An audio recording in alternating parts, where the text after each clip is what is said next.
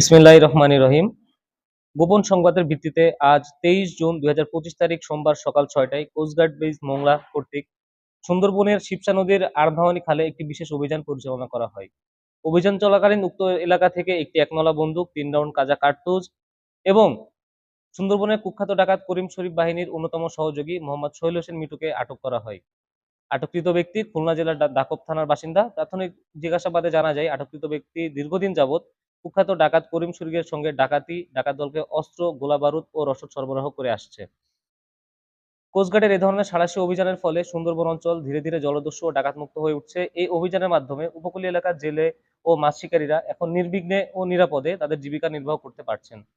Bangladesh coast guard আইন শৃঙ্খলা রক্ষার্থে উপকূলীয় ও নদী তীরবর্তী অঞ্চলে 24 ঘন্টা ব্যাপী টহল কার্যক্রম এবং বিশেষ অভিযান অব্যাহত রেখেছে, যার ফলে এসব অঞ্চলের আইন শৃঙ্খলা পরিস্থিতি অনেকাংশে উন্নত হয়েছে। সুন্দরবনকে দূষণমুক্ত রাখতে বাংলাদেশ কোস্টগার্ডের এই ধরনের অভিযান ভবিষ্যতেও অব্যাহত থাকবে। ধন্যবাদ।